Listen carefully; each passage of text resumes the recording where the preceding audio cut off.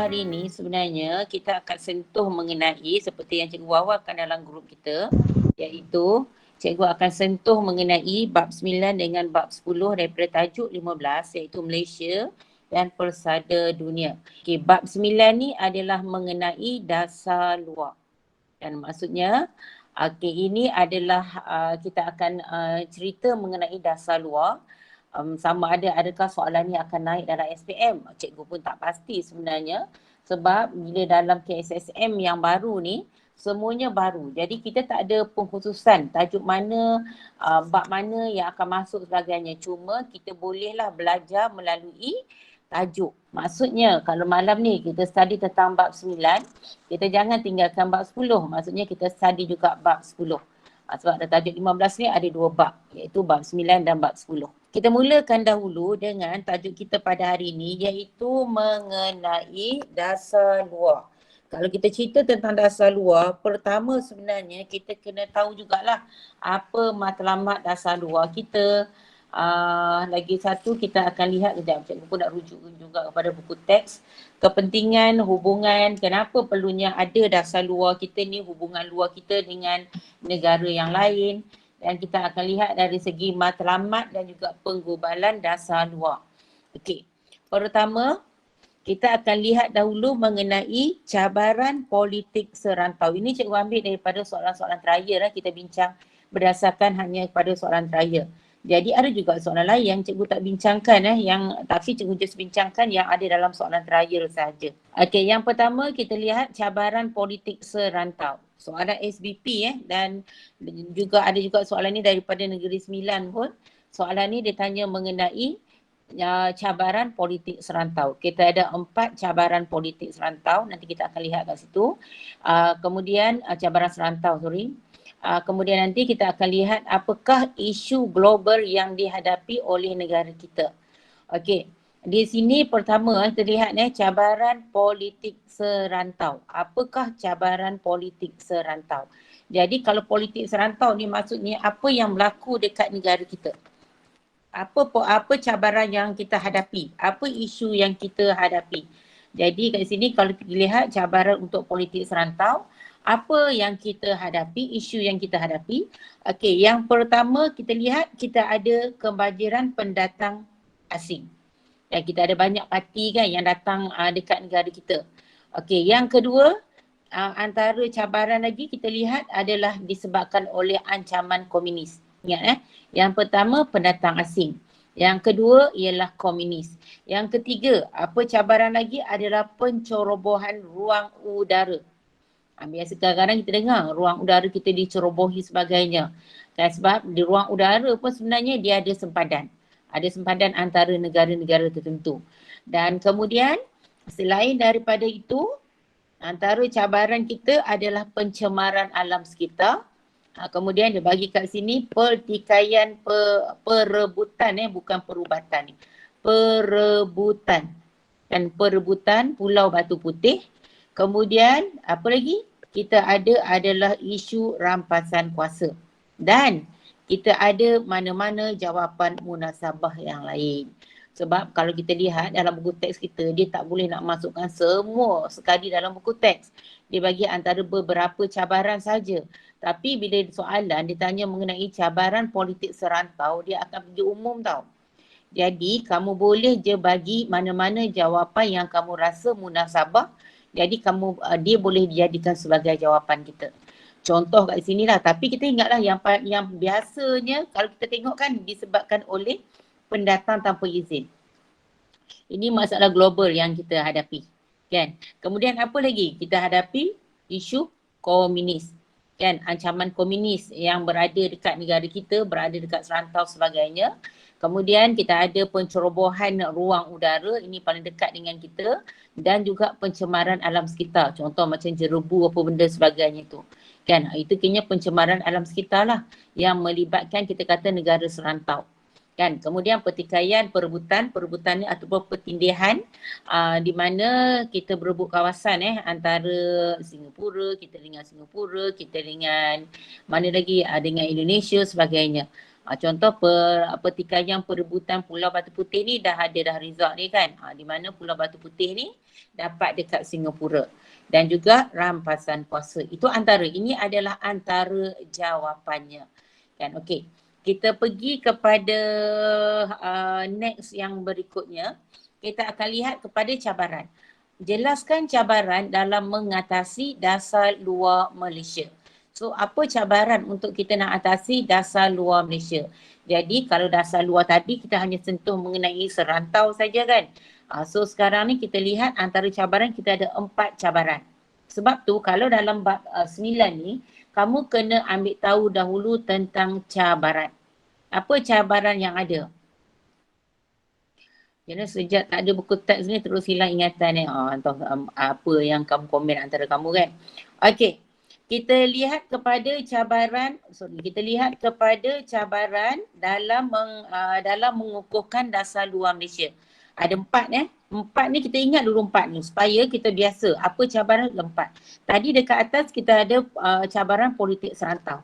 Jadi kalau kita nak ingat, yang pertama kita akan ingat cabaran politik antarabangsa. So kita ingat dulu cabaran politik antarabangsa. Yang kedua, baru kita lihat cabaran politik serantau. Bila kita sebut serantau ni adalah di ASEAN. Maksudnya di kalangan negara jiran kita yang dekat dengan kita. Kalau politik serantau ni dia melibatkan negara yang luar daripada ASEAN. Senang contoh, kalau serantau ni adalah negara-negara ASEAN. Jiran kita. Itu cabaran politik di sekitar, paling dekat dengan kita lah. Kemudian kita ada yang ketiga adalah kita ada cabaran keselamatan dan pertahanan. Keselamatan dan pertahanan. Benda ni kena ingat dulu. Bila kita nak masuk tajuk ni kan, benda ni kita kena ingat dulu. Kan? Dan yang akhir sekali yang keempat, kalau kita tengok ke bawah tu yang keempat adalah cabaran dalam membangunkan ekonomi. Jadi cabaran dalam pembangunan ekonomi. Ini kita kata 4 cabaran yang perlu kita tahu dalam kita nak kukuhkan dasar luar kita. Apa cabaran dalam kita nak kukuhkan dasar luar kita? Ingat, politik cabaran kita adalah politik antarabangsa, politik serantau, keselamatan dan pertahanan dan juga pembangunan ekonomi. Jom kita lihat apa yang dimaksudkan dengan politik antarabangsa. Kalau melibatkan politik antarabangsa, kita kena pegang ini adalah negara di luar negara luar. Negara luar ni maksud cikgu adalah di luar ASEAN. Bukan negara-negara ASEAN tu, ini kita kata luar ASEAN. Jadi di peringkat antarabangsa, kita amalkan dasar berkecuali. Masa kita merdeka je kita amal dasar pro barat anti komunis. Tapi bila 1970-an, kita dah mula amalkan dasar berkecuali. Bila kita kata dasar berkecuali ni, kita kawan dengan semua negara. Kita tak ada berpihak kepada mana-mana pihak dah. Jadi kita berkawan dengan semua negara, tak kira ideologi. Sebab tu contoh kat sini kalau kita lihat, kita dah pun jalin hubungan dengan negara China. Kalau sebelum ni, kita tak ada hubungan dengan negara China sebab negara China ni adalah negara komunis. Sebab kita pro barat anti komunis. Tapi masa zaman 1970 ni, zaman Tun Abdul Razak ni, kita akan dapat lihat di mana kita dah mula adakan hubungan dengan negara komunis, iaitu negara China lah, contoh bagi kat sini. Kan, okey, ingat kalau politik serantau, kita buat dasar berkecuali, kemudian kita jalin hubungan dengan negara China. Okey, untuk politik, ini politik antarabangsa, untuk politik serantau. Maksud cikgu serantau ni dekat kawasan-kawasan dekat Asia Tenggara, ASEAN. ASEAN ni adalah kawasan di Asia Tenggara. Jadi apa cabaran yang dihadapi kat sini? Okey, cabaran ni kita lihat adalah isu komunis. Di mana komunis di Indochina ni menyebabkan rantau Asia Tenggara tidak stabil. Sebab Indochina ni kalau kita lihat negara yang tergolong dalam Indochina ni, kita ada Vietnam, kita ada Kemboja, dan juga kita ada Laos. Ini antaralah negara yang ada dekat Indochina ni. Semasa pentadbiran Perancis, kita lihat Indochina ni digabungkan 3 negara ni. Okey, kemudian Malaysia juga terkesan dengan perkembangan tersebut. Perkembangan apa? Perkembangan peluasan komunis di Indochina ni lah. Dan kemudiannya Malaysia juga menggerakkan usaha menyokong, kita ambil kat sini menyokong sidang kemuncak ketua-ketua negara ASEAN. Di mana dekat sini dalam sidang kemuncak ni, kalau kita tak ingatlah sidang kemuncak ketua-ketua negara ASEAN ni paling tak kita boleh kata menyokong sidang kemuncak di mana dibincangkan tentang apa? Pergolakan Indochina dan masa hadapan Asia Tenggara. Jadi itu untuk serantau. So serantau, kalau cikgu lebih suka kita ingat macam ni.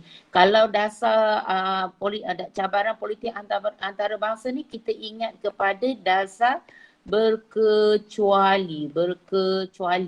Maksudnya kita berkawan dengan semua negara. Okey, ingat dulu kalau cabaran politik kita dasar berkecuali. Okey, yang kedua, kalau kita lihat pada politik serantau ni pula, kita ambil kepada peluasan komunis di mana? Di Indochina. Ini keyword kita yang kita pegang dulu.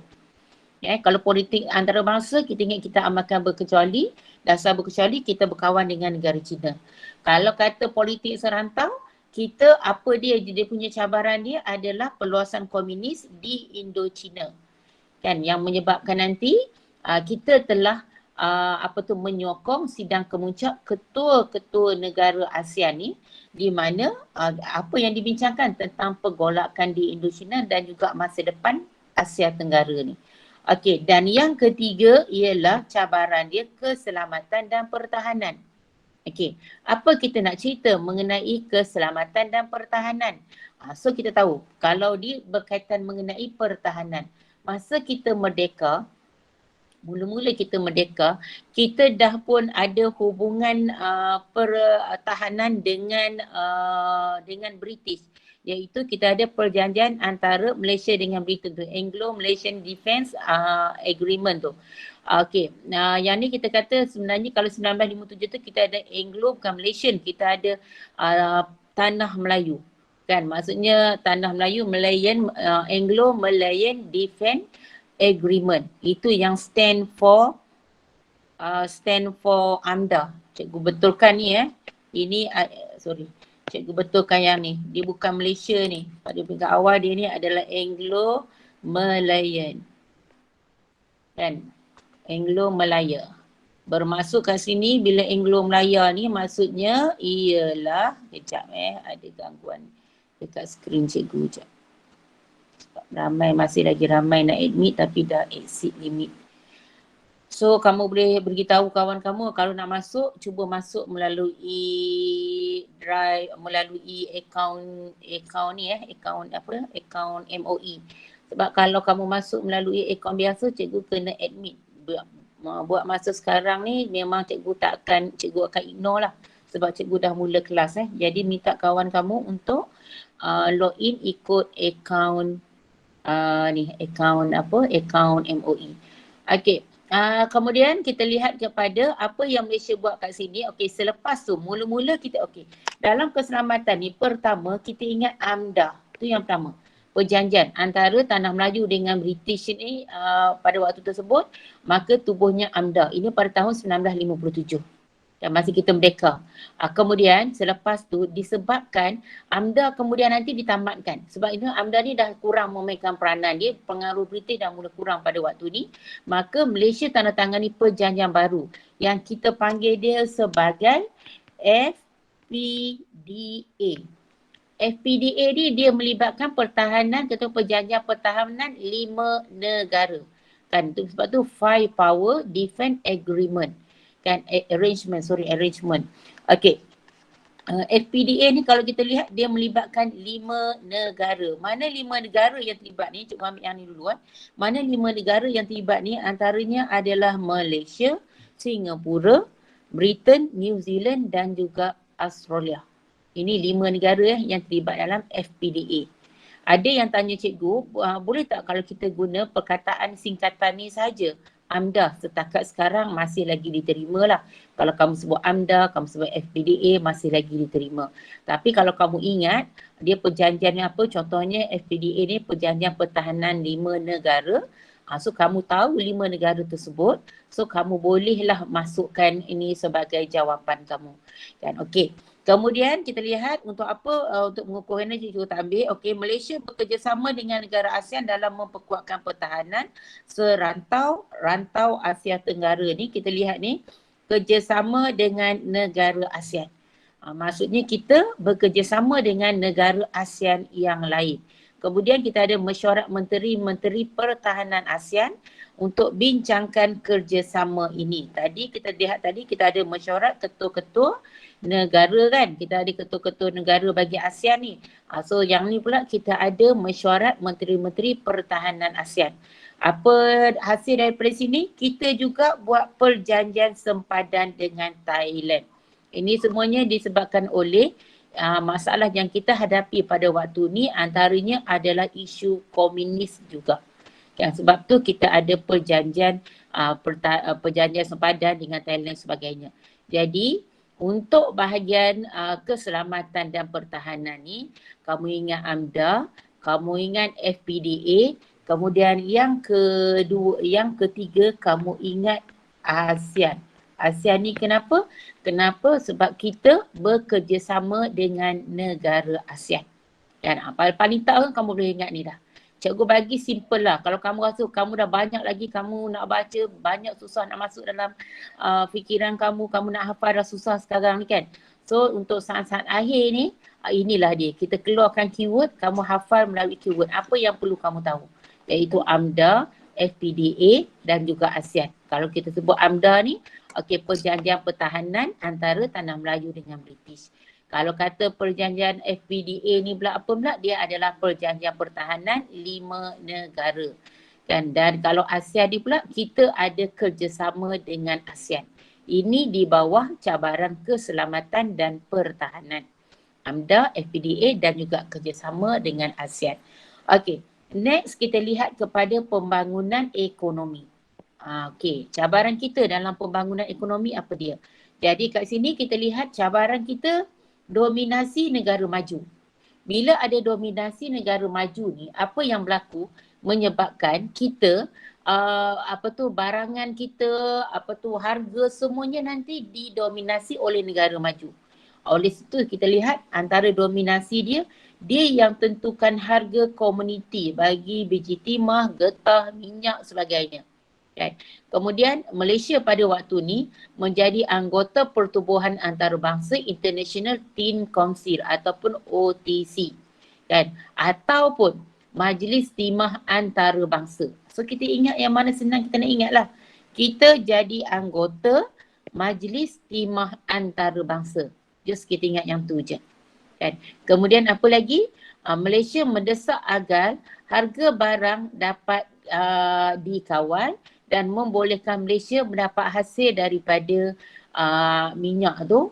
Dan Malaysia pula kalau tengok dia tubuhkan Petronas. Okey, daripada sini cikgu ambilnya kita kata kita desak apa agar barang harga barangan kita dapat kawal kat situ. Kemudian kita juga telah menubuhkan Petronas dekat sini. Ni di bawah ekonomi. Jadi kalau di bawah ekonomi, pertama yang kita ingat disebabkan oleh dominasi oleh negara maju. Ingat dulu, dominasi negara maju. Kan? Apa dominasi negara maju? Sebab dia tentukan harga. Maksudnya dia tentukan harga barangan. Kata-kata harga timah contohnya. So dia yang tentukan. Ini yang kita kata dominasi dia. Jadi apa yang Malaysia buat? So apa yang Malaysia buat? Malaysia jadi anggota dalam Majlis Timah Antarabangsa. Ini antara yang senang kita nak ingat lah, cikgu bagi kat kamu. Kat Mahkamah Timah Antarabangsa. Tu. Lagi apa lagi kat situ? Kita desak agar harga barang dapat dikawal. So harga barang, kawalan harga barang, kawalan harga barang. Dan last sekali yang senang kita nak ingat adalah Petronas. Maksudnya kat sini Malaysia tubuhkan Petronas. Jadi tu ni antara jawapan dia lah yang kita boleh dapat kat situ. Okey. Kemudian kita lihat Ada yang kacau cikgu dekat skrin lagi ni. Jadi ingatlah, kita tak perlu nak ingat the whole thing tau. Yang penting sekarang ni, apa yang penting ialah kamu ingat dahulu di bawah poin cabaran antarabangsa kita nak ingat apa. Contoh dasar berkecuali tadi, kita kawan dengan negara China. Kalau dalam politik serantau, apa pula yang perlu kita ingat? Jadi kita ingat pula mengenai apa? Mengenai komunis dekat Indo-China, dan kita kita menyertai atau kita gerakkan usaha, kita sokong sidang kemuncak ketua-ketua negara ASEAN ni, di mana membicarakan tentang konflik Indo-China. Kemudian keselamatan, ingat AMDA, penubuhan AMDA. Kemudian bila AMDA ditamatkan, diganti dengan FPDA kan. Kemudian kita juga bekerjasama di kalangan negara ASEAN kan. Okey, tu kita ingat di bawah tu. Dan kemudian di bawah ekonomi pula, kita ingat dominasi cabaran dia apa? Dominasi daripada negara maju sebab dia tentukan harga barangan kita. Contoh, tentukan harga biji timah kan. Jadi kita ni pula menganggotai Majlis Timah Antarabangsa kan. Kita jadi anggota untuk Majlis Timah Antarabangsa, kemudian kita desak supaya harga barangan ni kita yang kawal kan, supaya harga barang dapat dikawal. Kemudian dan last sekali penubuhan Petronas. Jadi itu penubuhan Petronas. Okey. Next, kita pergi kepada yang berikutnya. Kita terus tengok dia kepada soalan keempat untuk bagaimana negara menghadapi cabaran politik serantau, dan jelaskan tindakan negara kita dalam mendepani isu tersebut. Kan, okey. Kalau soalan ni kadang-kadang kita lihat kan, soalan ni kadang-kadang dia ada di dalam buku teks kita. Jawapan pun kadang-kadang kita tengok, kita boleh ambil yang kita dah belajar tadi dah pun. Tadi kita belajar, kita tengok tadi cabaran-cabaran kita apa kan. So bagaimana kita nak atasi masalah ni. Jadi kalau kita lihat bagaimana kita nak atasi ataupun mendepani cabaran politik. Maksud cara kita nak atasi lah. Dia membawa maksudnya bagaimana kita nak atasi cabaran politik serantau. Ataupun soalan yang nombor 2 tu lagi umum, jelaskan tindakan negara kita untuk mendepani isu tersebut. So kita akan lihatlah apa jawapan yang kita boleh masukkan kat sini. Okey. Yang pertama kita akan lihat apa? So kita nampak tak jawapan kita sama dengan kat atas. Kan? Macam mana kita nak atasi cabaran ni? Maka kita amalkan dasar berkecuali. Itu satu. Kan? Kemudian apa? Kita macam cikgu kata tadi kan, bila kita amalkan dasar berkecuali, kita berbaik dengan semua negara ni tanpa kira ideologi, itulah kita ada hubungan dengan negara China. Kita nampak jawapan yang dekat kita bincang tadi tu, kita boleh masukkan juga dalam jawapan ni. Kan? Okey, lagi apa lagi? Menggerakkan usaha, menyokong sidang kemuncak ketua-ketua negara ASEAN. Kemudian diambil pula untuk bahagian, kalau kita lihat ni, ini adalah untuk, kalau kita lihat kan, kalau cikgu kata ini adalah dalam aspek politik kan. Ini pula menyokong usaha ketua, okey, ini kita lihat dalam aspek serantau. Ini politik antarabangsa. Ini adalah politik serantau kan. So kita tengok pada situ, kita masukkan sebagai jawapan kita. Okey, kemudian ini pula kalau kita lihat dalam keselamatan dan juga dalam pertahanan. So kita nampak dia punya ni dia, yang ni bawah ni lagi bekerjasama dengan ASEAN menguatkan. Okey, ni sama juga. Dan yang ni kita lihat untuk keselamatan dan pertahanan. Dan yang bawah sekali adalah dalam aspek ekonomi. So kita tengok jawapan yang sama juga kita keluarkan. Jadi ini kita lihat bentuk jawab soalan dia berbeza tapi kehendak soalan dia yang sama. Jadi benda yang sama lah. Jadi cikgu tak adalah detail sangat kan. So kita masih lagi mengulang benda yang sama. Dan kita masih lagi mengulang benda yang sama. Kalau cikgu highlight pun cikgu akan highlightkan kepada benda yang sama juga kat sini. Itu dalam keempat-empat. Sebab tu cikgu kata yang penting kamu ingat dulu empat dulu. Apa empat cabaran ni? Dalam politik apa? Politik antarabangsa satu. Lepas tu politik apa? Politik serantau. Kemudian keselamatan dan pertahanan. Dan akhir sekali adalah dalam ekonomi.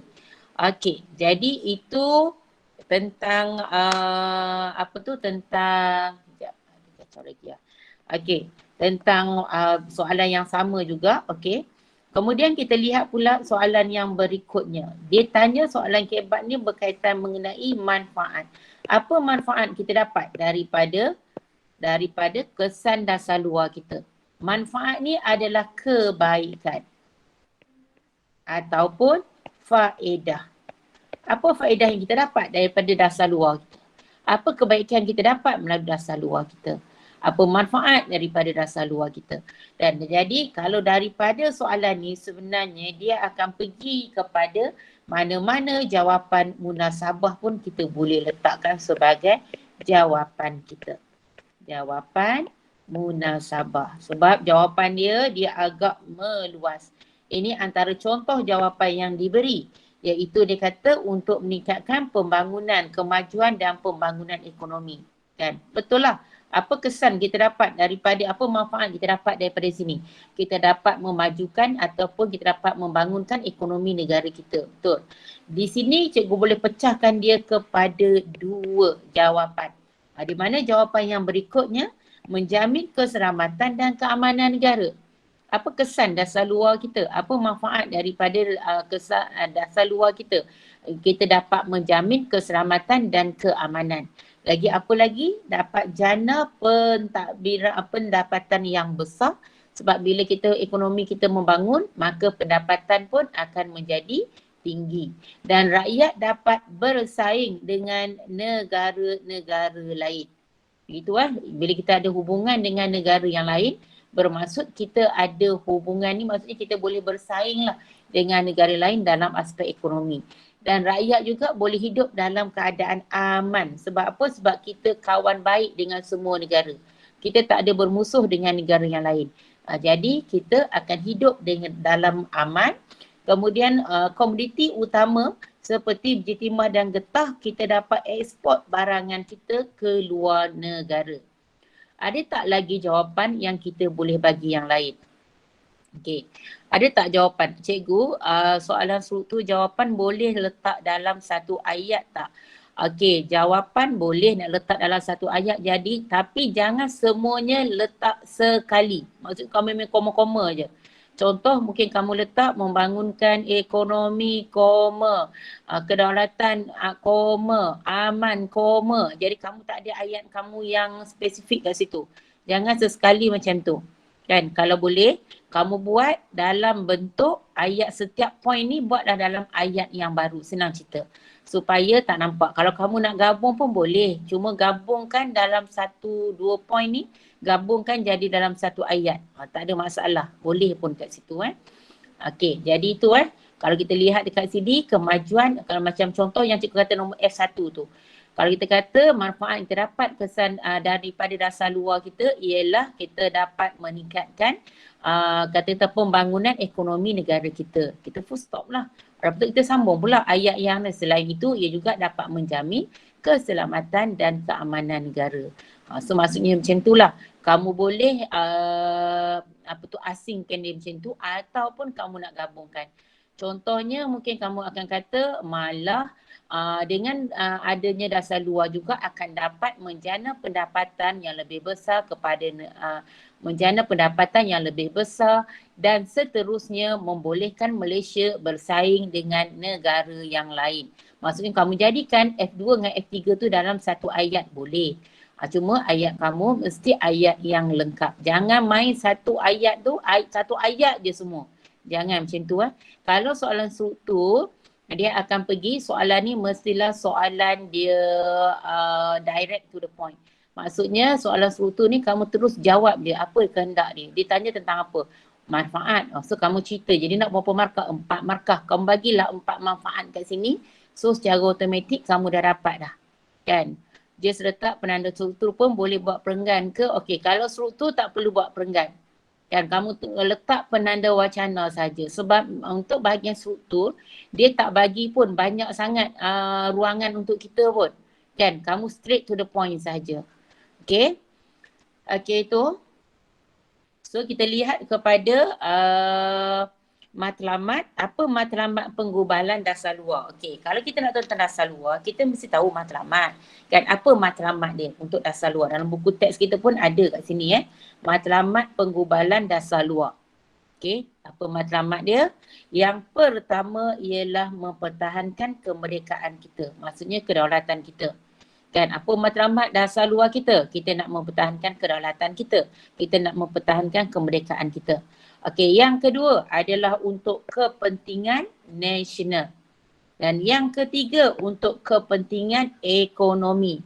Yang keempat, kita buat hubungan dasar luar kita supaya kita dapat jalinkan hubungan baik dengan negara yang lain. Kan? Okey.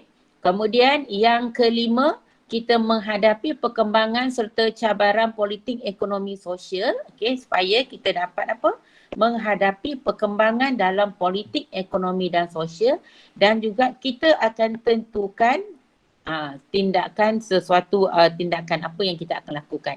Okey. Okey, sekejap. Cikgu nak baca ni sebab ada antaranya macam kamu ada bagi komen-komen yang tak berkenaan.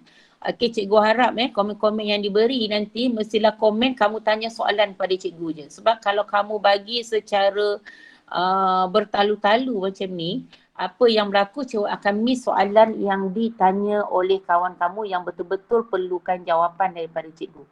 Okey, tolong faham yang ni So, ada soalan yang tanya yang sebelum ni cikgu nak confirm kalau untuk seorang struktur kan dimestikan tulis huraian sekali atau semua fakta pun boleh. Okey, kalau setakat sekarang kita tengok kepada soalan struktur tu soalan apa. Kalau soalan kebat kan, kalau soalan kebat kamu boleh tulis dia dalam bentuk dua cara. Satu, kalau kamu tengok contoh kat sini 4 markah, kamu boleh bagi dalam 4 poin. Kan? So dia akan kira sebagai 4 markah kamu. So satu, itu kita kata secara analytical. Yang kedua, kita tanda secara analytical. Kamu bagi markah 4 poin. Maksud macam tu. Tapi kena buat ayat lah. Semuanya kena buat ayat. Okey, yang kedua ialah kamu buat secara holistik tadi yang kamu kata mesti ada huraian, kemudian ada huraian sekali, kamu buat fakta and then kamu buat huraian. Boleh macam tu. Tapi satu je cikgu risau. Cikgu risau huraian kamu nanti akan berlaku ulangan kat situ. Tolong ingatkan cikgu kalau kita pergi kat soalan kebat nanti sampai dekat soalan di bahagian bawah nanti cikgu akan tunjukkan soalan bentuk macam mana yang kita kata cikgu boleh tunjuklah. Sebenarnya kita cari poin je dulu. Kita cari kalau 4 markah cari 4 poin. Dia hanya untuk soalan kebat je. Kalau 4 poin ni, daripada 4 poin ni macam mana kita nak jadikan dia untuk secara kita ada huraian sebagainya, nanti cikgu akan tunjukkan bila kita jumpa soalan yang berkenaan nanti. Okey. Jadi kita ingat ini adalah matlamat penggubalan dasar luar. Ingatlah yang pertama adalah untuk kemerdekaan. Kita angkat yang ni dulu. Untuk kemerdekaan negara kita. Ataupun kita sebut, katalah kamu sebut kedaulatan. Betul jugalah itu adalah kemerdekaan. Yang kedua adalah untuk kepentingan nasional kita. Kan? Yang ketiga untuk ekonomi kita, hubungan baik, kita ada hubungan baik dengan semua negara dan juga bagaimana nanti bila kita ada hubungan tu nanti kita akan lihat kepada kita nak hadapi cabaran dalam politik, ekonomi dan sosial dan juga untuk kita nak tentukan tindakan, sesuatu tindakan. Apa kita nak tentukan tindakan kita, negara kita melalui dasar luar kita. Jadi ingatlah ini untuk matlamat. So next kita urus laju sikit kat sini. Kita tengok kepada faktor. Kalau faktor dasar luar dia ada 4. So kita kena ingat dulu 4 dulu. Kan 4 faktor. Katalah kalau soalan dia keluar macam ni terangkan faktor penggubalan dasar luar Malaysia. Terangkan faktor penggubalan dasar luar Malaysia. Maksudnya kat sini apa yang dia nak adalah dia nak keempat-empat faktor ni kamu boleh bagi je. Mana-mana faktor. Jadi kalau kamu sebut poin utama dia cikgu kata tadi kita ada 4 faktor kan. Yang pertama kalau kita tengok faktor dasar ini ringkasan cikgu dasar luar Malaysia. Yang pertama kita ada faktor apa? Faktor ikatan sejarah. Kan faktor ni contohnya ikatan sejarah dengan negara yang lain. Itu yang pertama. Yang kedua kita ada faktor keperluan nasional. Kita ambil dulu keperluan national. Maksudnya kepentingan negara kita, keutamaan negara kita. Dan yang ketiga, kita ada dari aspek kepimpinan. Dan yang keempat, kita ada dari segi persekitaran luar. Persekitaran luar. Okey. Empat ni, kalau katalah soalan ni lah yang ditanya kepada kita, terangkan faktor penggubalan asal luar Malaysia. Kan? Ini kamu bagi empat ni dah membawa kepada 4 markah dah. Markah 3 dan juga markah 4. So ini dah 4 markah. Soalan biasanya dia nak maksimum adalah 8 markah. Mana kita nak cari lagi 8 markah lagi. So daripada huraian yang ada bagi setiap faktor ni. Jadi dekat sini, kalau kata untuk faktor sejarah, apa poin yang kita boleh ingat di bawah faktor sejarah? Jadi mungkin kita kata ikatan sejarah dan budaya dengan negara serantau dan juga antarabangsa. So kita kata yang ni antara kita kata ikatan sejarah dan budaya dengan negara serantau dan antarabangsa. Contohlah kita ambil situ je. Poin tu je kita ambil, kita hurai tentang dia, bawah dia. Kan? Kalau kita nak bagi contoh, bagilah contoh. Negara serantau dan juga negara antarabangsa. Kalau negara serantau, contoh Singapura lah. Indonesia lah jiran kita. Kalau antarabangsa, kita bagi jauh sikit. China ke, dan mana dia kita pergi India ke, kita bagi jauh daripada tu. Korea ke apa kan. So kita boleh bagi kat situ. Okay. Satu lagi kita boleh ambil juga untuk ikatan keagamaan ni. Kalau kita ingat untuk keagamaan pun kita boleh ingat jugalah tentang keagamaan. Yang itu terpulang. Kan? So cikgu tak nak ni kita boleh, cikgu hanya nak bagi satu poin je kat sini. Di bawah kepentingan nasional. Di bawah kepentingan nasional ni, kita keperluan nasional ni kita lihat apa yang kita boleh hurai di bawah dia adalah diberi keutamaan kepada kepentingan negara kita untuk kita jaga kedaulatan negara kita. So jadi kat sini kita boleh kata ini adalah keperluan nasional ni adalah kepentingan kita, keutamaan negara kita untuk jaga kedaulatan negara. Untuk jamin kedaulatan negara kita. Itu di bawah keperluan nasional. Okey. Untuk kepimpinan, kita tengok poin di bawah kepimpinan banyak Di bawah kepimpinan kita ingat apa kat sini? Kita ingatlah kebijaksanaan dan kebolehan pemimpin kepimpinan kan. Jadi kebijaksanaan dan kebolehan pemimpin negara di mana ia peka terhadap perkembangan antarabangsa. Okey. Jadi kalau kita masukkan di bawah kepimpinan ni, mungkin cikgu akan ambil dia adalah kita kata kita akan ambil dia di bawah kebijaksanaan. Kebijaksanaan pemimpin di mana dia apa? Dia peka kepada perkembangan semasa. Dia peka kepada perkembangan semasa. Okey, dan last sekali kita tengok kepada pengaruh persekitaran luar. Okey.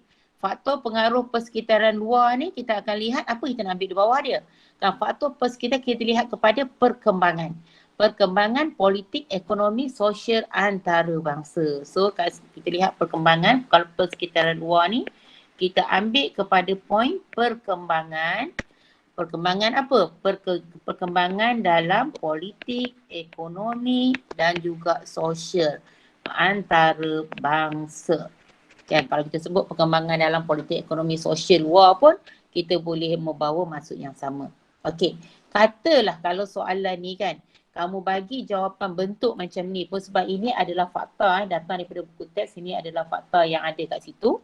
Jadi kalau kamu dapat bagi 4 dekat sini, so kamu akan dapat lagi ini markah yang kelima kamu, markah yang keenam, markah yang ketujuh dan markah yang ke-8. So macam cikgu cakap, maksimum soalan sebenarnya dia nak dalam 8 markah saja. Jadi kalau kat sini kalau kita tengok ni banyaknya nak hafal, banyaknya nak baca. No need lah kita nak hafal, nak baca semua. At least kamu faham konsep dia. Kamu tahu kalau faktor ikatan sejarah ni dia berkaitan mengenai apa. Contoh dia berkaitan mengenai ikatan sejarah dan budaya negara serantau dan antarabangsa, dan kita juga ada ikatan keagamaan. Ingat yang tu. Kalau untuk faktor Sekejap, ini sebenarnya jawapan ni kat atas ni nak terkeliru kamu. Jawapan ni sepatutnya kat sini ni. Okey. Kalau faktor keperluan nasional pula macam cikgu kata ingat tadi, dia adalah keutamaan untuk kepentingan negara bagi jaga kedaulatan negara kita. Kan? Okey. Lagi apa lagi? Kalau kat sini kan, kalau kita nak tambah lagi banyak dasar berbaik dengan negara jiran, apa benda sebagainya. Kamu boleh tahu, bila kamu belajar, bila kita kata kamu berbaik dengan negara jiran, kamu buat dasar berkecuali apa benda, kamu masuk je jawapan kamu, insya-Allah lah. Jawapan kamu nanti pun akan diambil kira sebagai markah kat situ. Okey, kemudian faktor kepimpinan, cikgu ambil tadi kebijaksanaan dan peka kepada perkembangan antarabangsa. Kemudian untuk faktor persekitaran luar tadi kita kata apa? Perkembangan politik ekonomi serantau semua ni. Jadi kat sini kita lihat faktor itu adalah faktor luar dia. Jadi ini yang kita kata di mana faktor persekitaran luar ni, perkembangan politik ekonomi sosial dekat luar ni akan mempengaruhi dasar luar kita. Contoh kalau masa selepas kita merdeka, kita ada perang, kita pro barat anti komunis. Kan? Masa perang dingin pun kita masih lagi berada di dalam perang dingin ni, sebenarnya kita masih lagi dalam proses lah. Sebab 1970-an nanti kita dah tukar kepada dasar berkecuali. Kalau kamu lihat kat sini dia bagi faktor pengaruh persekitaran luar ni disebabkan perkembangan politik yang berlaku ni, menyebabkan dulu kita pro barat anti komunis. Tapi kemudiannya kita tukar kepada dasar berkecuali. Katalah soalan kamu kata dulu kita selepas merdeka, kita mula merdeka, kita mengamalkan dasar pro barat anti komunis. Kemudiannya kita menukar kepada dasar berkecuali. So kita akan dapatlah 2 markah kat situ lagi, tambahan lagi di bawah persekitaran luar. So kamu lihat daripada point ni, yang mana point yang kamu senang nak ingat. Cikgu just bagi ni kat kamu je. Tak semestinya point yang cikgu bagi tu yang kamu nak ikut pada apa yang kamu nak ingat. Kamu cari kat situ. Kat sini kalau kamu ada modul ni, kalau kamu memang ada dalam grup pasak sejarah kan, so kamu ambil je grup dalam pasak sejarah tu, kemudian kamu tengok balik untuk modul ni, untuk bahagian ni, so kamu tengok balik mana yang kamu rasa yang kamu senang nak ingat. So kamu boleh ingat kat situ. Okey. Kemudian next kita pergi kepada soalan kebat, bagaimana Malaysia menghadapi cabaran dalam politik antarabangsa. Kan? Okey, bagaimana kita hadapi? Ataupun dasar luar Malaysia membawa kemakmuran kepada negara kita. Buktikan. Bagaimana dasar luar ni membawa kemakmuran kepada negara kita? So kalau kamu bagi untuk ke arah kepentingan nanti pun kamu akan dapat markah juga kat situ. Okey, bagaimana Malaysia menghadapi cabaran dalam politik antarabangsa? Okey. Kalau soalan bagaimana Malaysia menghadapi cabaran dalam politik antarabangsa ni, soalan ni dia lebih kepada langkah. Dan bagaimana kita nak menghadapi cabaran? Dia pergi kepada soalan jawapan yang cikgu bagi tadi tu. Kan bagaimana? Jadi 2 benda sebab dalam skema ni cikgu nampak ni ada sedikit perubahan lah yang cikgu akan buat dekat sini. Di mana soalan nombor 1 ni dia lebih kepada langkah kat sini. Dia lebih kepada langkah. Soalan nombor 2 ni dia lebih kepada ke arah kepentingan. Dasar luar Malaysia membawa kemakmuran kepada negara kita. Buktikan. Bagaimana dasar luar ni membawa kemakmuran kepada negara kita. Jadi jawapan yang diberi kat bawah ni kan. Jawapan yang diberi ni maksud dia kata perdagangan berkembang pesat. Perdagangan antarabangsa pergi lebih meluas. Kemudian pengeluaran tempatan dieksport ke luar negara. Ekonomi kita berkembang maju, pelaburan asing meningkat, di mana dia menanam modal di negara kita. Dia bagi contoh kat sini pelabur daripada Jepun, kemudian menyediakan peluang pekerjaan kepada penduduk bila ada pelabur daripada Jepun ni, dan juga pendapatan penduduk meningkat dan pendapatan negara juga turut meningkat. Okey. Ini lebih kepada soalan nombor 2. Kan, kalau dasar luar Malaysia membawa kemakmuran kepada negara kita. Buktikan kita akan kata apa? Dasar luar Malaysia membawa kemakmuran kepada negara kita, 8 markah dengan perdagangan berkembang dengan pesat. Hal ini kerana kita terlibat dalam perdagangan antarabangsa secara meluas. Malah barangan kita, ini cikgu buat ayat lah berdasarkan kepada poin yang ada kat sini. Malah barangan pengeluaran tempatan juga turut dieksport ke luar negara. Seperti, so kita boleh tambah aja ataupun kita full stop kat situ. Contohnya, kita kata apa? Getah telah dieksport ke luar negara. Ataupun kita boleh sambung je. Dieksport ke luar negara seperti getah ataupun seperti kelapa sawit. Ataupun kalau nak masuk dua-dua, seperti getah dan kelapa sawit. Boleh je. Kan? So apa lagi? Seterusnya ekonomi negara akan berkembang maju. Kan? So apa lagi kita kata kat sini? Kan dasar luar yang membuktikan kemakmuran ni. Kita kata dengan adanya peningkatan dalam selain itu ataupun kita kata di samping itu, kita guna penanda wacana kat sini. Di samping itu, pelaburan asing juga turut meningkat di dalam negara kita. Pelabur asing mula menanam modal di dalam negara kita. Seperti pelabur dari Jepun. Contohnya lah, ini dia bagi CCR syarikat daripada Jepun sebagainya. Kalau kita kata pelabur daripada Jepun tu sebagai kita punya contoh pun boleh dah. Seperti pelabur daripada Jepun. Okey, hal ini telah menyebabkan banyak peluang pekerjaan telah disediakan kepada penduduk. Apa lagi kita kata seterusnya ia akan dapat meningkatkan pendapatan penduduk dan juga membawa kepada pendapatan negara. Okey. Untuk ni pun cikgu nampak kita boleh pecahkan dia kepada dua. Iaitu satu adalah pendapatan penduduk kan, yang satu lagi adalah pendapatan negara. Jadi ini antara yang boleh kita jadikan dia sebagai jawapan kat sini kan. Okey. Kalau kamu nampak poin yang dia bagi ni bentuk poin-poin-poin macam tu. Kan, tapi kalau tengok 8 kalau tengok 8 berapa yang dia bagi 1 2 3 4 5 6 7 8 9 10. Dia ada 10 poin dekat situ. Kan. So, cikgu nasihatkan kamu bila kita nak keluarkan jawapan kita, kan, kita tengok kepada kehendak soalan. Berapa markah peruntukan? 8 markah. Kalau 8 markah, so kita ambil dah dalam 8, at least lah 8 poin yang ada kat sini. So kalau lihat ni semua poin-poin yang ada.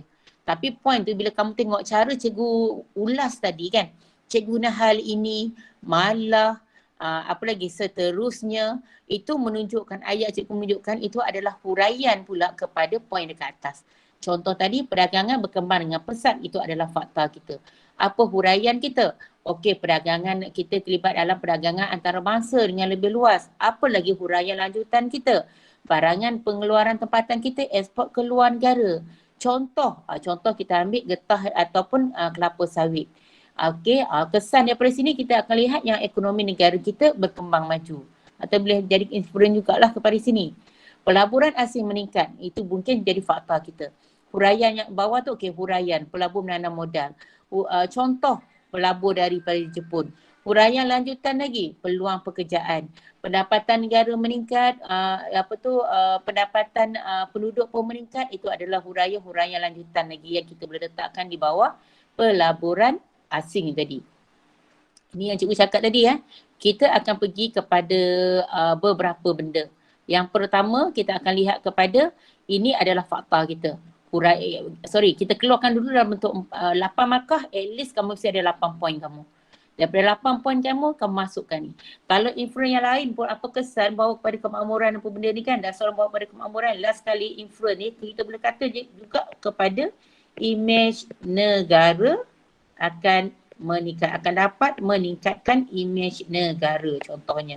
Ini pun kita boleh jadikan dia sebagai influence. Ini kalau kita buat secara holistik lah kan. So cikgu cadangkan kepada kamu, kalau kamu buat soalan sama ada soalan daripada struktur maupun daripada soalan esei, untuk soalan kebat kan, pertama sekali apa yang perlu kamu buat adalah kamu buat style macam ni.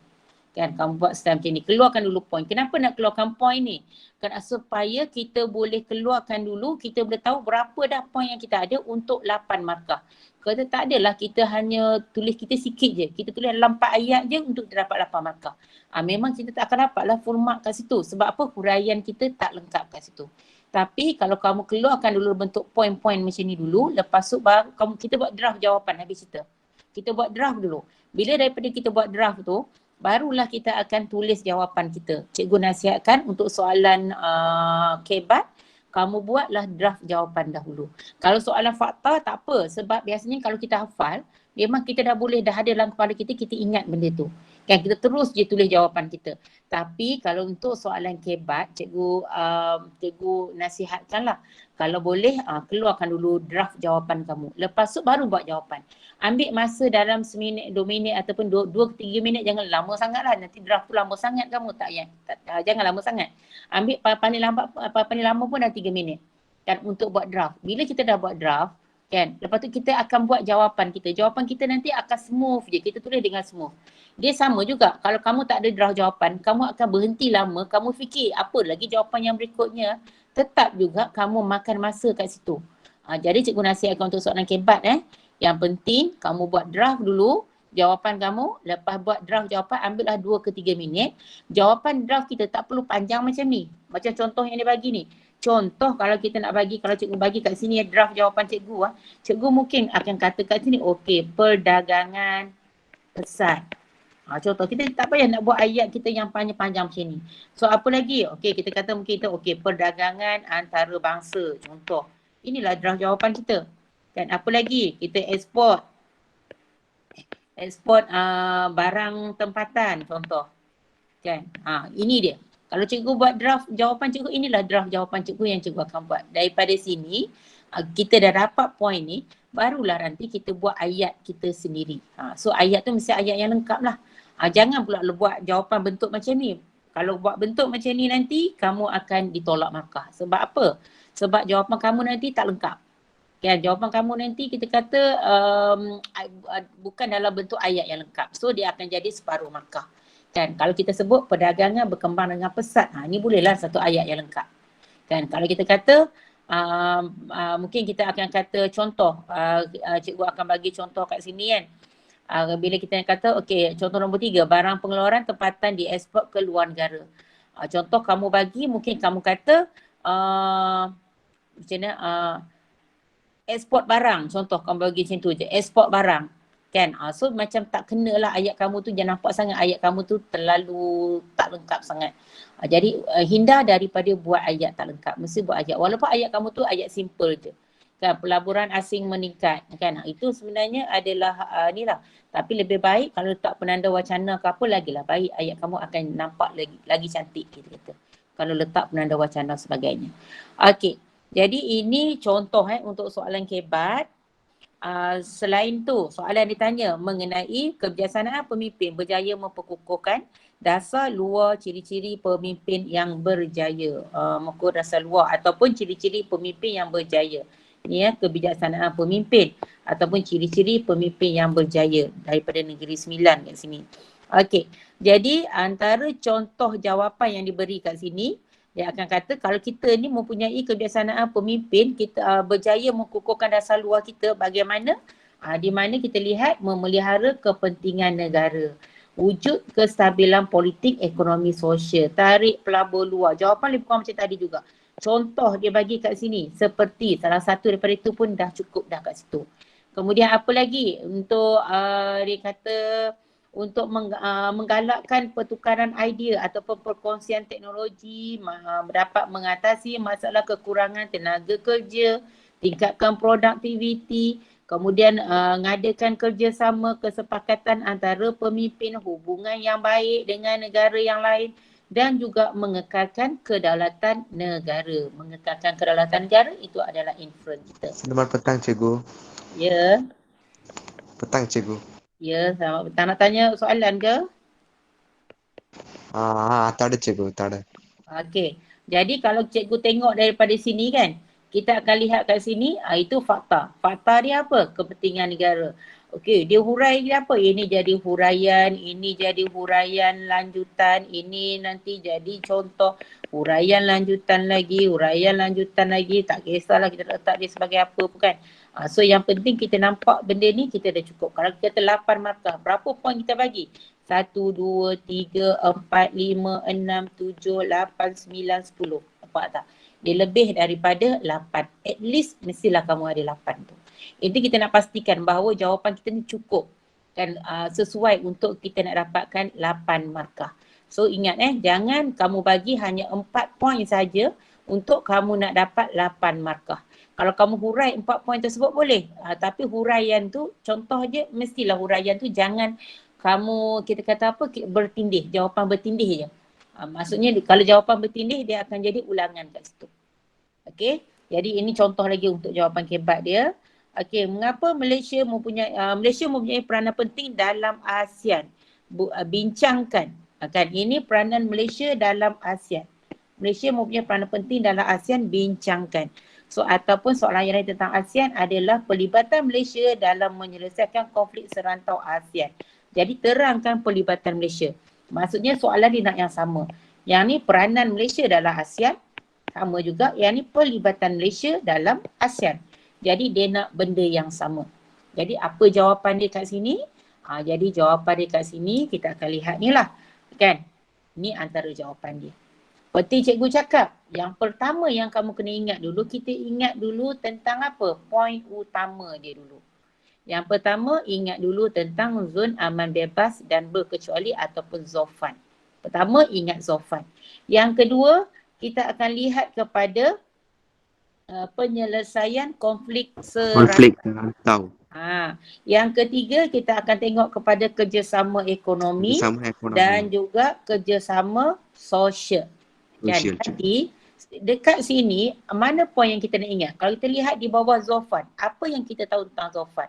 Bila kita sebut saja zon aman bebas dan berkecuali ni, maksudnya dekat tempat kita nanti ni kan, kita tak akan ada sebarang konflik ke apa dekat negara kita. Maksudnya kita bebas daripada sebarang konflik. Jadi kat sini kita lihat, so kita jalinlah hubungan. Di mana kalau kita lihat kat sini, kita jadikan ASEAN ni sebagai platform untuk kita isytiharkan perubahan dasar luar negara di peringkat serantau. Sebab kita dah ada ASEAN. ASEAN tu sampai ke hari ni kita kekal lagi dengan ASEAN tu. Kan? So ini antara jawapan-jawapan yang kamu boleh masukkan. Jadi kalau kita kata politik serantau tadi, kita ambil kepada Indochina tadi. Yep. Cikgu, apa maksud peringkat serantau? Apa maksud cikgu peringkat serantau ni adalah peringkat yang kita kata di kalangan negara ASEAN. Maksudnya yang ni hanya dekat Asia Tenggara sahaja. Asia Tenggara. Sebab tu kalau kita lihat, poin dia berada di bawah ni kan.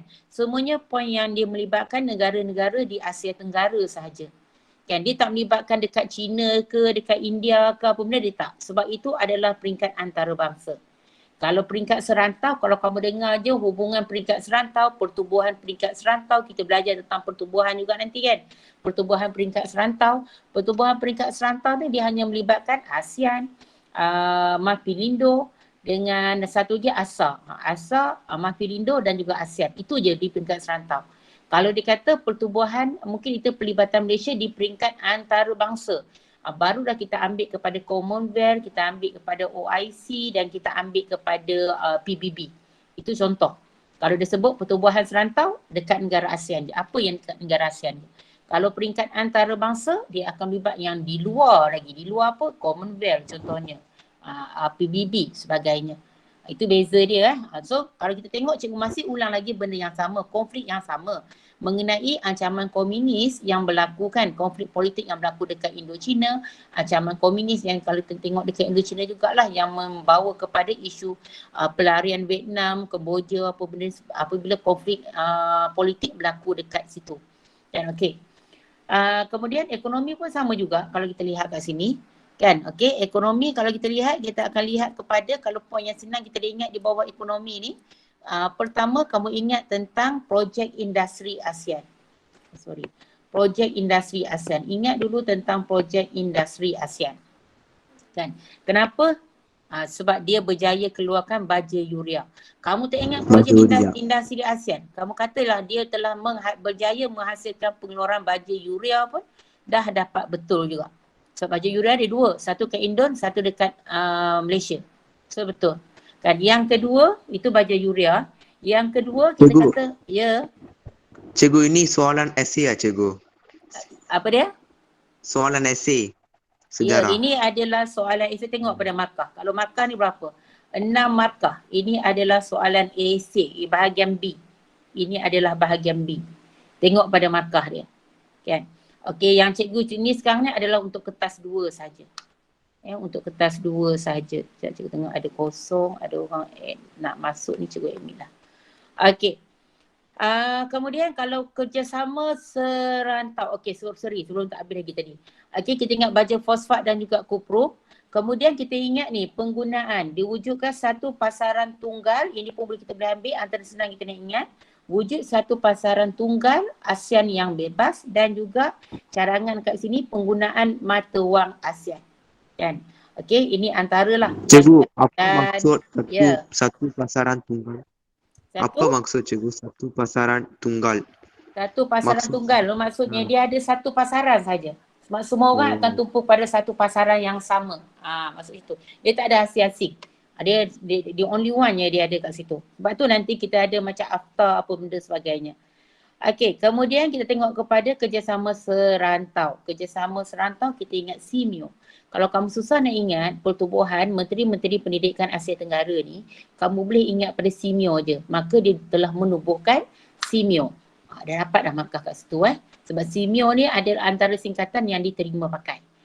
Kemudian apa lagi kat sini? Dia buat pertukaran pelajar kan dalam bidang pendidikan, di mana buat pertukaran pelajar. Dan kemudian penubuhan pusat serantau pendidikan. Pusat serantau pendidikan inilah yang kemudiannya kita kenali dia sebagai RISEM di Pulau Pinang. Dan untuk sains dengan matematik. Kan dia memang pusat serantau pendidikan untuk sains dengan matematik ataupun RISEM. So kamu kata menubuhkan RISEM, kamu dapat markah kat situ. Kamu sebut SIMIO, kamu dapat RISEM, kamu dapat markah kat situ. Apa lagi? Dalam bidang kebudayaan. So buat kerjasama dalam bidang kebudayaan. Kemudian apa lagi? Dia tubuhkan tabung kebudayaan ASEAN dan juga dia adakan festival kebudayaan kesenian. So jadi sebenarnya yang paling mudah kita nak ingat sebenarnya datang daripada sini, iaitu kerjasama sosial. Yang pertama kita ingat SIMIO, yang kedua kita ingat RISEM, yang ketiga kalau ingat pertukaran pelajar ni pun boleh ni pertukaran pelajar. Kemudian kita ingat kita buat kerjasama dalam bidang kebudayaan, tubuhkan tabung kebudayaan ASEAN dan juga festival kebudayaan ataupun kesenian. Jadi ini yang lebih mudah kita nak ingat lah sebab dekat dengan kita kan, berbanding dengan yang lain. Yang lain tu kita tengok susah sikit kan. Tapi kalau ini yang kamu ingat kan, menghasilkan baja yuria, kamu dah dapat dah jawapan kamu. Dah dianggap betul. Apa lagi? Guna mata wang ASEAN ataupun mata wang ni, kita ingat yang ni cukup lah. Kan 3 daripada sini. Ataupun tawarkan pemotongan cukai kan, pada keluaran barangan ASEAN. Ini yang kita ada after pun benda sebagainya nanti. Kan? So kita akan dapat markah kat situ. Sebab dia nak dalam 6 ataupun dalam berapa? Dalam 8 markah je. So kalau daripada sini kita ambil sikit kan. So sebenarnya kita dah pun dapat untuk 8 markah tersebut. Sebab tu tengok balik modul ni. Lepas tu nanti kamu tengok balik yang mana yang kamu, poin yang kamu nak ambil. Poin yang kamu nak ambil tu kamu keluarkanlah. Kalau cikgu macam mana yang cikgu akan buat. Contoh cikgu akan letakkan dia sebagai macam ni. Yang pertama cikgu akan ingat Zofan. Yang pertama kan. Yang kedua kan, katalah cikgu tak ingat sangat, nak cerita yang lain cikgu tak ingat sangat lah, tak apa. Kita terus pergi yang kedua, apabila konflik serantau ni, dia buat apa? Kita kata isu konflik di di Indochina. Contoh, kita hanya ingat tentang konflik yang berlaku di Indochina je. Kan apa lagi yang kat sini yang kita senang nak ingat? Mungkin kita kata ancaman komunis ke apa. Assalamualaikum cikgu. Ya. Indo-China tu Indon dengan China cikgu? Bukan. Indochina ni dia melibatkan negara-negara Vietnam, Kemboja dan juga Laos. Asalnya dia Vietnam dengan Kemboja je, kemudian baru masuk Laos. Itu dekat di tanah besar Asia Tenggara tu, duduk bahagian atas kita. Dekat Vietnam lah, Vietnam, Kemboja tu disatukan. Waktu ni Indochina ni dia berada di bawah Perancis. Semasa dijajah lah kan. So selepas tu isu yang berlaku, jangan pula Indon dengan ni ingat ke gabungan dua negara tu, bukan Indochina tu lain. Cikgu. Ya. So kalau dia tanah besar Asia Tenggara, so dia include Thailand dengan Myanmar juga ke? Apa dia? Ya, betul. Kalau tanah besar Asia Tenggara ni, kalau cikgu lukis peta pada kamu kan, kalau katakan ini peta Semenanjung kan, sini kan, okey. Kita ni, ini adalah kepulauan. Kalau macam kita ni ni Sabah Sarawak, ini Indonesia pun, kawasan ni adalah kawasan kepulauan. Kalau tanah Melayu Asia Tenggara ni dia terbagi kepada dua. Satu, kawasan kepulauan. Ni kepulauan kita lah. Kita macam kita Malaysia ni, kita adalah kepulauan. Sebab tu kita panggil Kepulauan Melayu. Ni Kepulauan Melayu. Daripada sini ke atas ni tanah besar. Vietnam, Kemboja apa duduk kat sini kan. Ini adalah tanah besar. Kan? Tanah besar Asia Tenggara kita panggil dia. Atas tu tanah besar Asia Tenggara. Ini adalah Kepulauan Asia Tenggara. Kalau kita tanah Melayu duduk kat Kepulauan Asia Tenggara. Kalau macam Thailand, dia masih lagi dalam ni lagi kita kat sini lagi kita. Kalau Burma dah atas sampai sini dah. Ya, kalau Burma dia dah tanah besar dah. Tanah besar ni maksudnya, senang cerita kamu fikir macam ni. Keliling dia, sempadan dia tanah, habis cerita. Kalau kita Malaysia, tanah Melayu, sempadan kita adalah laut. Indonesia sempadan pada keliling kita adalah laut. Ini pun keliling laut. Borneo pun keliling pun adalah laut. Filipin pun keliling adalah laut. Bermaksud ini adalah kawasan kepulauan.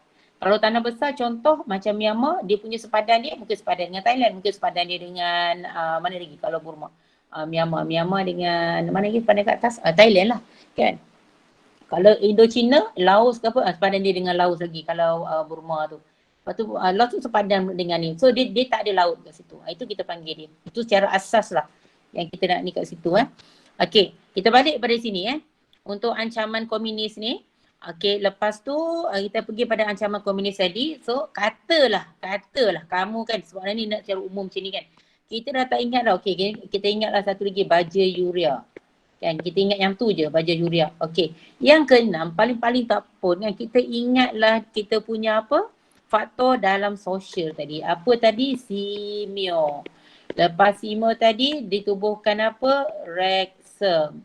Kan? Yang keenam lah ni, maka yang keenam lah ni.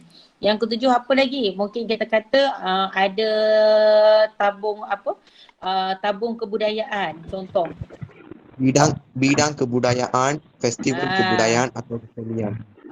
Ya, kalau kerjasama dalam kebudayaan, So kan ini sebenarnya dah markah ni. Yang ke-9, kalau tak yang ke-9, kamu kata festival kebudayaan. Kebudayaan atau kesenian. Ya, so daripada sini sebenarnya kamu dah dapat dah. Ini je point ni, kamu hafal je point ni. Kan? Lepas tu kalau lah soalan ni yang muncul kan, kalau lah cikgu pun tak tahu soalan ni muncul ke tidak kan. Malaysia mempunyai peranan penting dalam ASEAN, bincangkan. Kamu katalah okey dengan isytiharkan zon ini, tapi dengan syarat ini point kita. Dengan syarat nanti buatlah ayat yang lengkap. Contoh Malaysia mengisytiharkan Zofan contohnya. Dan apa lagi? Malaysia telah cuba menyelesaikan masalah konflik yang berlaku di Indochina contohnya. Tak perlu kita nak ingat semua ni sebab kita hanya cari untuk maksimum 8 markah.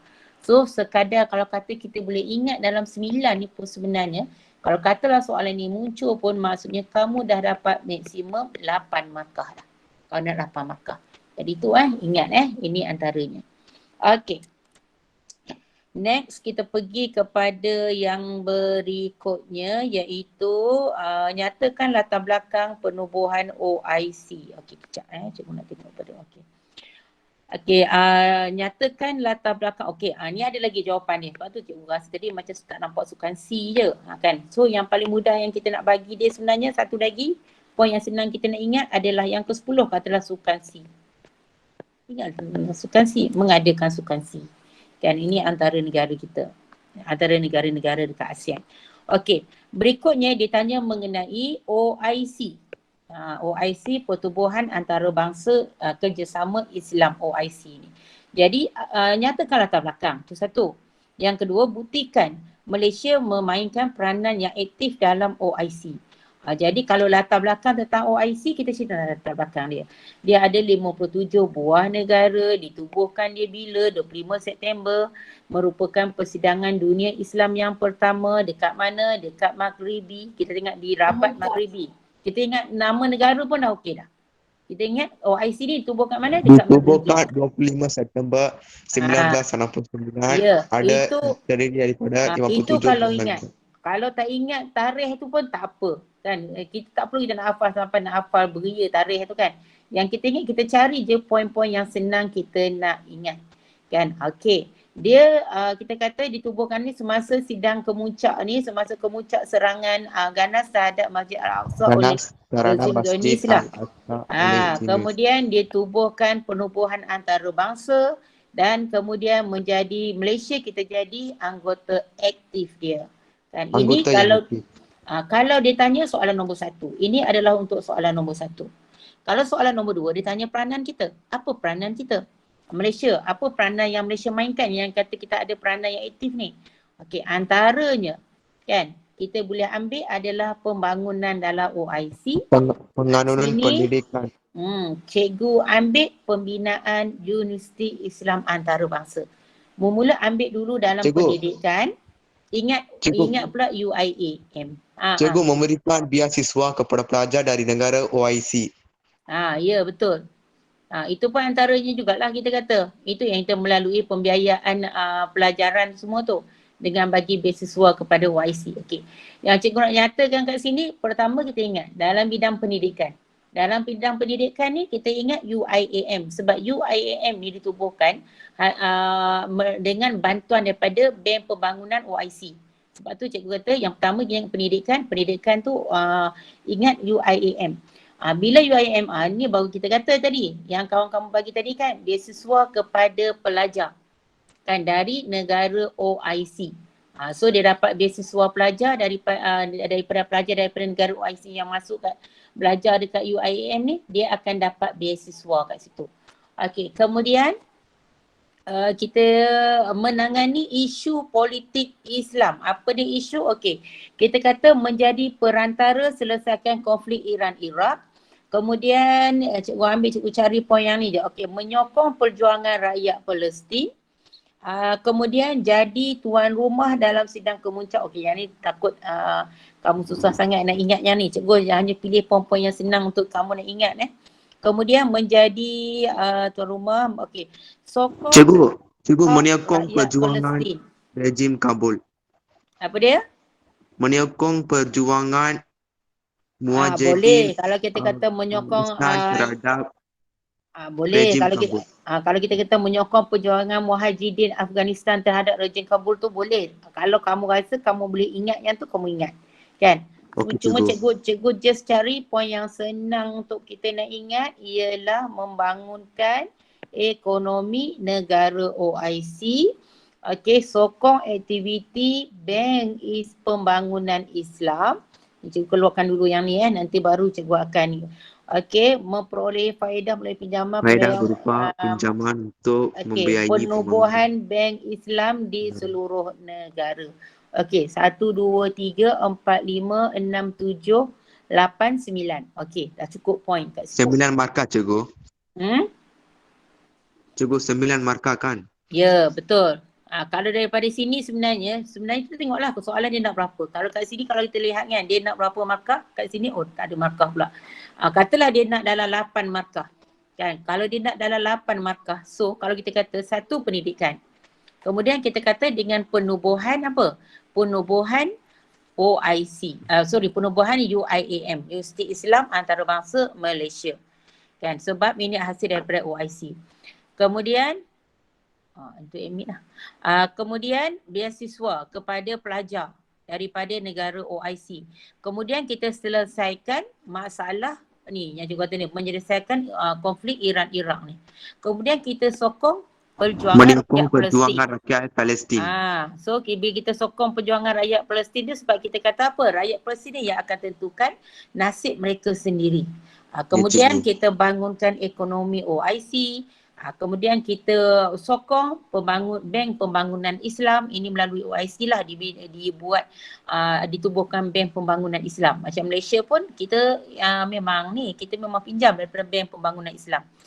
Macam UIAM pun sebenarnya adalah pinjaman daripada Bank Pembangunan Islam tu sendiri. Kan, okey. Kita sertai Bank Pembangunan Islam ni. Ni ISDB ni adalah Bank Pembangunan Islam lah, kita sertai kalau kita nak masukkan yang tu lah. Dan juga menubuhkan bank Islam di seluruh negara. Contoh, itu contoh yang dia bagi. Kalau kita ambillah bank yang dekat dengan kita, iaitu apa? Bank Islam Malaysia. Ini contoh untuk soalan yang berbentuk macam ni. So cikgu kata, kita no need kita nak ingat semua. Okey. Ini jawapan kebat. Kalau soalan kebat dia yang ni, dia tanya mengenai OIC ditubuhkan untuk kepentingan masyarakat di seluruh negara. Beri hujah anda. Maksudnya apa? Yang ni dia nak apa? Dia nak apa? Apa jawapan dia nak? Siapa boleh bagi jawapan kat sini? Dia nak apa kehendak soalan? Kepentingan masyarakat Islam di seluruh dunia. Kepentingan? Masyarakat Islam.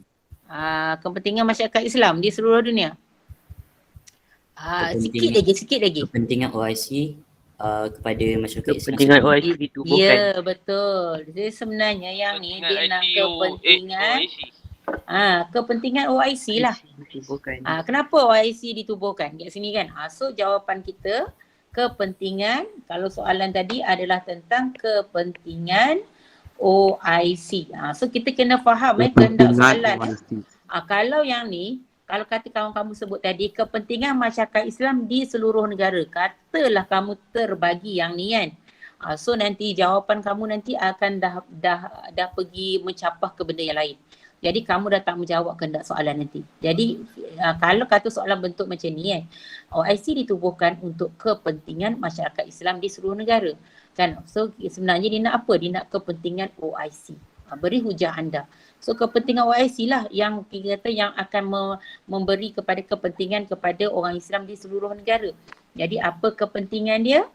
So kita akan dapat jawapan kat sini adanya kerjasama kuat antara negara anggota. Kan dia menjadi perantara untuk selesaikan konflik contohnya kan. Selesaikan konflik. Kemudian terdapat isu politik yang melanda negara ni, contoh dia apa? Ini dia bagi contoh isu Iran, Iraq sebagainya, isu Palestin sebagainya. Kemudian bekerjasama dengan PBB, contoh OIC pernah menjadi perantara untuk Iran, Iraq tu lah melalui ini. Maksudnya bekerjasama dengan PBB juga. Kemudian menghantar tentera pemerhati di bawah payung PBB. OIC gesa PBB untuk memastikan gencatan senjata dapat dilakukan dekat Palestin. Kemudian apa lagi? Sokongan kepada perjuangan rakyat Palestin, elakkan peperangan ataupun penggolakan, hasilnya peperangan dapat dihindarkan dan kerjasama antara negara dapat dikuatkan. Ini contoh Contoh kalau soalan ni dia tanya mengenai kepentingan OIC. Jadi kita boleh ikut logik akal kita. Kalau kita kata kepentingan OIC kita dapat mewujudkan kerjasama kan antara ni pun boleh. Apa lagi kepentingan OIC dapat menaikkan kita kata taraf hidup rakyat ke apa benda pun boleh juga. Cikgu, apa maksud pengantara? Pengantara ni kita kata apa pengantara Pengantara ni kita kata dia cikgu kena kata siapa boleh bantu cikgu pengantara? Cikgu dia hilang ayat lah pengantara. Orang tengah. Macam hantar. Orang tengah. Okey, orang tengah. Orang tengah betul. Ya, betul orang tengah. Maksudnya orang tengah. Jadi orang tengah. Perantara ni orang tengah lah. Kan? So pengantara tu adalah orang tengah. Jadi kita jadi orang tengah untuk kita nak selesaikan isu konflik ni. Kalau kita jawapan kita orang tengah pun tak apa. Kita dah tahu orang tengah pun jawapan kita pun dah jadi betul juga kat situ. Kan? Okay. Sekarang faham cikgu. Jadi itu jawapan dia untuk bab 9. Bab 9 ni kalau kita lihat cikgu tengok buku teks cikgu pun, satu kita akan sentuh mengenai matlamat dasar luar apa benda yang cikgu dah ni tu dah. Cuma ada satu benda yang tak sentuh kat sini adalah tentang PBB Cikgu tak sentuh kat sini tak ada soalan pula yang disentuh mengenai PBB. Yang disentuh kalau pertubuhan hanyalah tentang OIC sahaja. Jadi ambil tahu jugalah tentang OIC tu. Tentang PBB tu. Kan? Yang lain tak ada masalah, cuma satu lagi Commonwealth. Tak disentuh juga mengenai Commonwealth. Sebab kalau bab 9 ni kita akan ada satu tentang empat bahagian pertubuhan antarabangsa tu, iaitu PBB, Commonwealth dengan OIC. Tapi nampak kat sini soalan yang cikgu terang kat kamu tentang OIC. Jangan pula bila cikgu sentuh OIC kamu tak tengok mengenai PBB ataupun satu lagi mengenai Commonwealth. Cuba tengok sikit. Commonwealth dengan OIC tentang apa? Kalau soalan ni dia tentang kepentingan, dia soalan ni kalau tentang pertubuhan ni biasanya dia akan tanya satu lagi adalah kebaikan manfaat kita dapat daripada situ. Kalau kebaikan manfaat, katalah kamu baca tentang OIC, contoh sekarang OIC kan. Tapi soalan tadi nanti naik tentang PBB kan. Sebenarnya kamu boleh olah jawapan yang kamu ada stok, kamu dah baca tentang OIC ni kan, kamu boleh masukkan dia sebagai jawapan dalam PBB tu. Contoh kalau katalah ini naik dalam soalan struktur, kamu tak ada pilihan kan, kamu kena jawab juga soalan tersebut. Mungkin ditanya dari segi pelibatan kebaikan Malaysia menyertai pertubuhan ni ke apa kan. So paling tak kalau kita lihat kat sini kan, so contoh kalau kat sini kita kata kita jadi tentera pemerhati ni, gejatan senjata ni, kita kata ini pun sebab kita boleh ambil ni jawapan. OIC menggesa PBB memastikan kejahatan senjata untuk melakukan kejahatan senjata. So kita kena kreatif sikit kat sini ya. Cikgu tak kisah kalau soalan ni dalam soalan esei. Sebab kalau kamu tak boleh jawab, kamu biarkan je lah. Kan? Tapi kalau soalan ni naik dalam soalan struktur kan, kalau naik dalam soalan struktur, jadi ini masalah dia. Kan? Sebab inilah yang kamu kena jawab. Kamu tak boleh tak jawab. Ini yang kamu kena jawab. Kan? Jadi ini untuk bab 9. Berbanding dengan bab 10, dia agak kecil sikit berbanding dengan bab 9. Bab 9 yang akhir belakang tu adalah cabaran dalam politik, serantau, keselamatan yang tadi kita dah sentuh dah benda tu lah. Kan itu dalam bab 9. Okay, ASEAN kita dah sentuh. Kan, okay. Satu lagi 6, negara-negara berkecuali yang kita tak sentuh tadi. Sebab kalau pertubuhan-tubuhan ni, kalau tanya cikgu yang mana yang akan naik cikgu? Cikgu pun tak tahu sebab kamu adalah first batch untuk PSSM. Jadi cikgu harap cikgu mudahkanlah